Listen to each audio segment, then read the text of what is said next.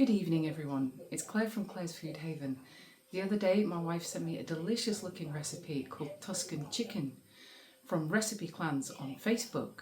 So we're going to try making this for the first time tonight. Let's have a look at the ingredients. We've got 4 chicken thighs with the bones still in them, some salt and pepper, olive oil. We'll be using 2 tablespoons of flour, 150 ml of white wine, 150 ml of chicken stock, 2 small onions, some tomato puree, 150 ml of double cream, some cherry tomatoes. Now the recipe says for sun-dried tomatoes, but we've only got these sorts of tomatoes in at the moment.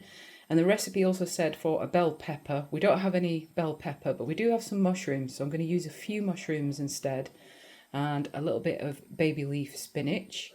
This has been in the freezer. Also a little bit of parmesan cheese, and we've decided to serve this meal with some basmati rice, although you could serve it with potatoes or warm crusty bread if you prefer.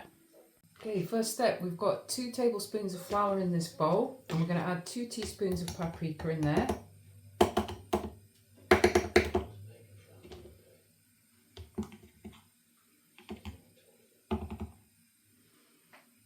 A little bit of salt, some pepper. And just give that a stir.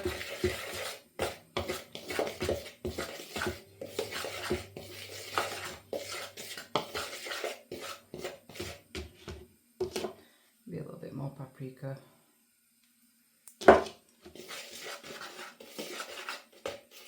I did think about maybe putting some chili flakes in here, just a few. Just a few chili flakes as well. Okay, next we're going to get the chicken.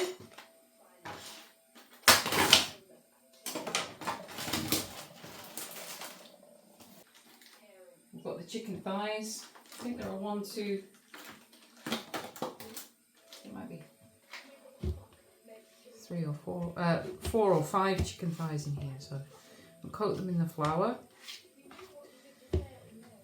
Right, now I need to put the frying pan on next, so I'm just going to do that now.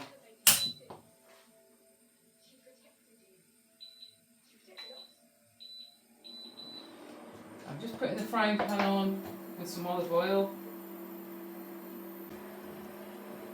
Just going to pop this in the frying pan. And do the same with this. The rest of the thighs.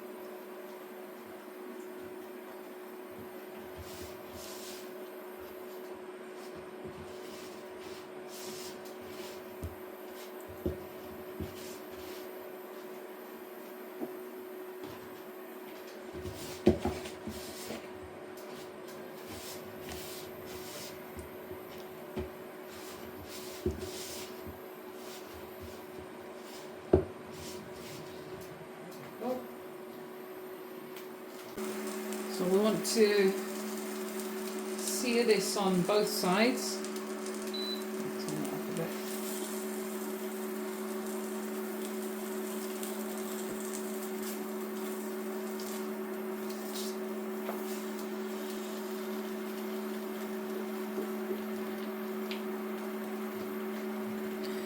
Maybe pop a little bit more oil in there.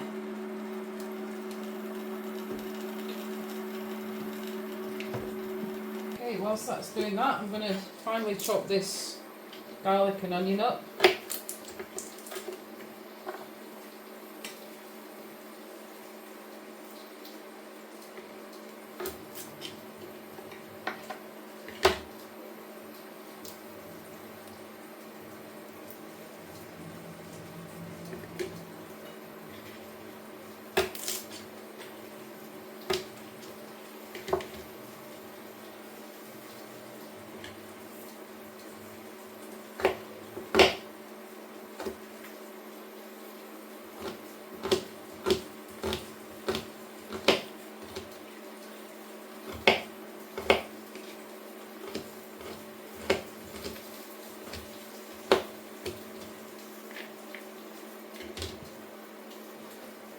Chicken's smelling good. I'm just going to turn it.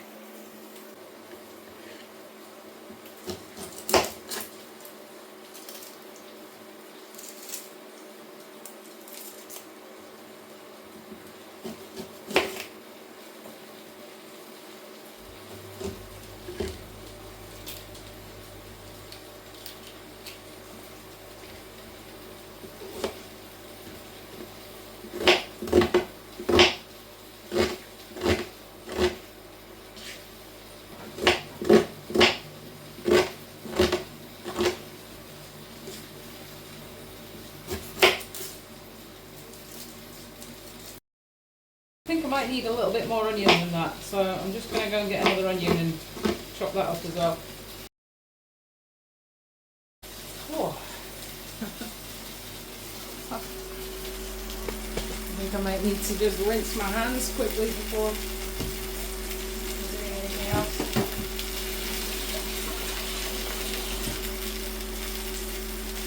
Oh, chicken's smelling nice.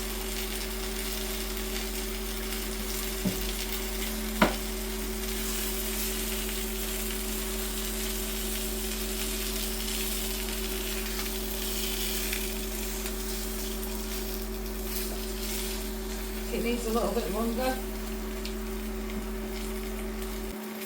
So in this pan we're going to get the garlic and onions cooking. And we'll pop the onion and garlic in there together and just let that cook up a bit. I'm also going to chop a few mushrooms.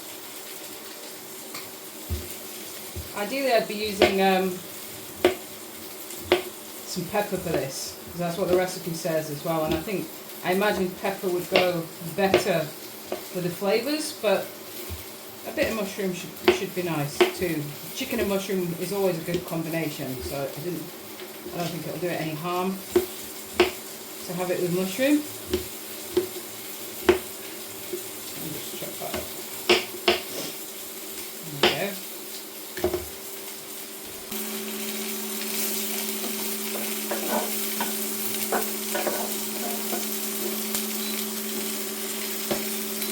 I'll be using the juices from this pan as well. I'm going to transfer the juices from that pan into the other pan. They look good. Oh, it looks nice, that chicken, eh? Just leave it longer.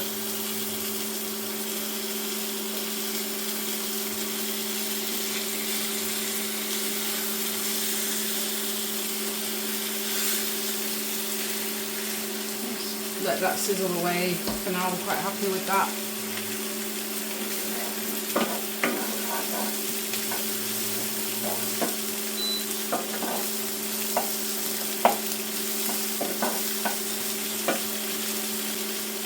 Add the mushrooms in there.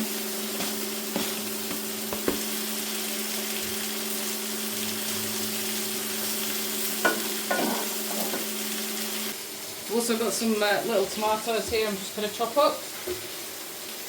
I don't have any sun-dried tomatoes. That's what the recipe wants us to use, but we'll just use what we've got. That'll be fine.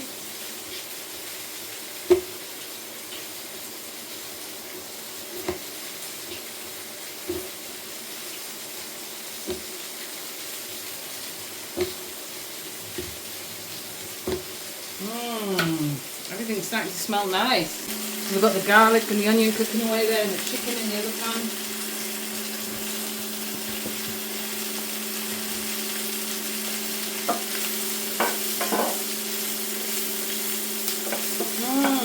Ooh, lovely. Yes, yes, yes. Oh, look at that.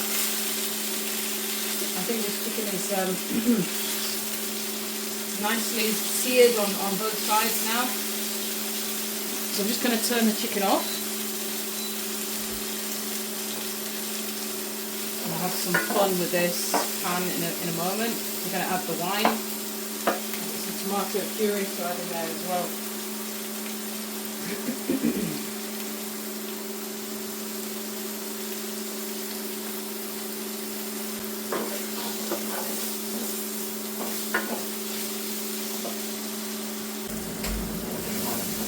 Okay, I'm going to add in the wine now. So we want 150 ml.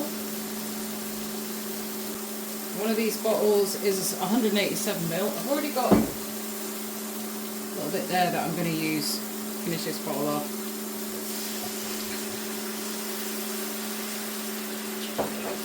And then we'll add about half of that bottle into there. There we go.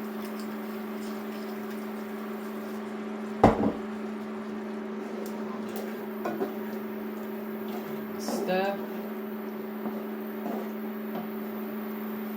I've also got 150 ml of chicken stock here, so I've got a chicken stock cube that was just dissolved in here, some boiling water. Give it a good stir. Pop that in with sauce. And now we're going to transfer the chicken into this pan. And all the juices as well that it had. Oops.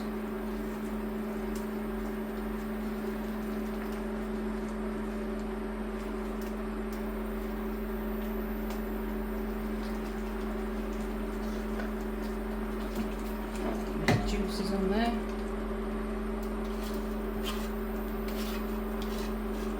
Lovely. And I'm going to move it onto the other hob.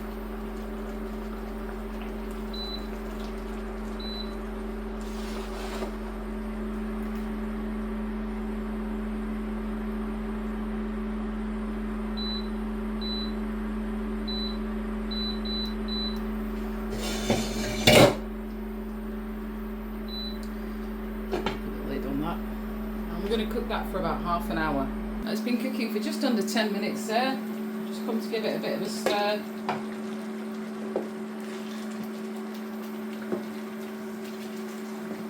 Good.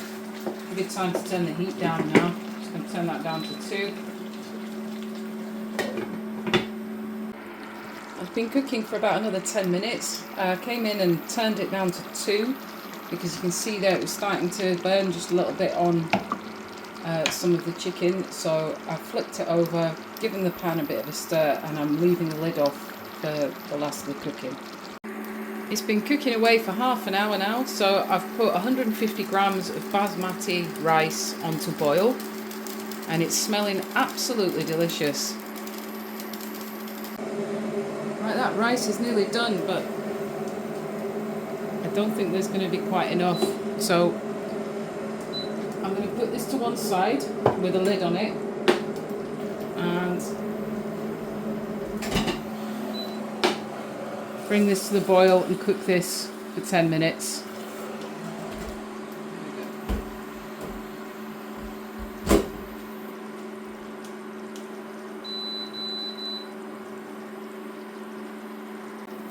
The chicken is looking really good. It's definitely cooked.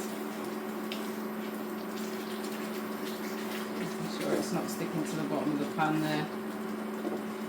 It smells lovely. I'm going to put a little bit of this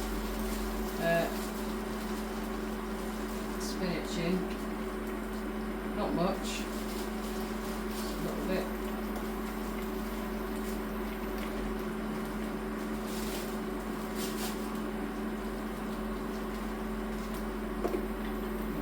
Brought it out of the freezer, this spinach, so it's still a little bit frozen.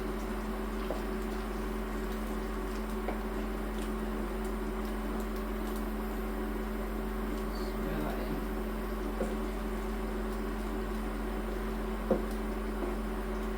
Ooh, turn that rice down. Let's go in for it.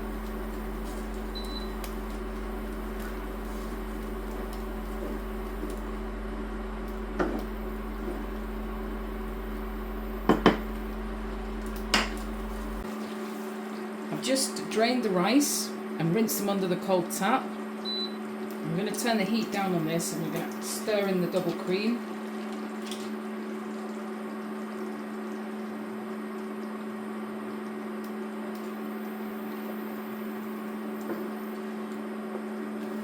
Wow.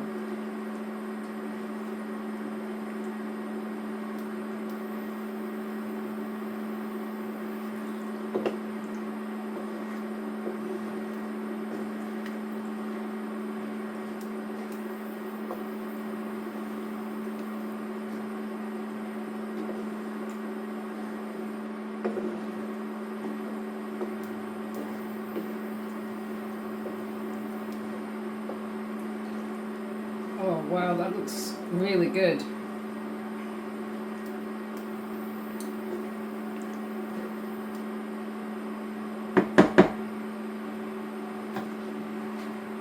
Time to dish it out.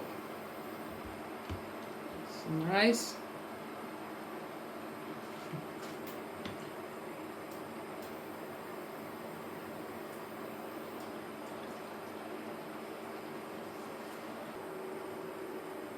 Now I've put 2 of the chicken thighs on top of the rice there. And an extra spoon of sauce. It's quite a lot of sauce.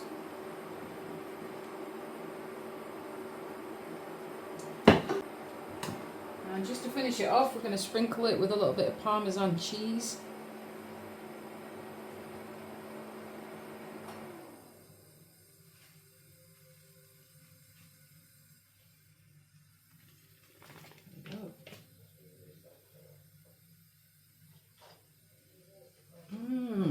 Oh my god, that smells amazing!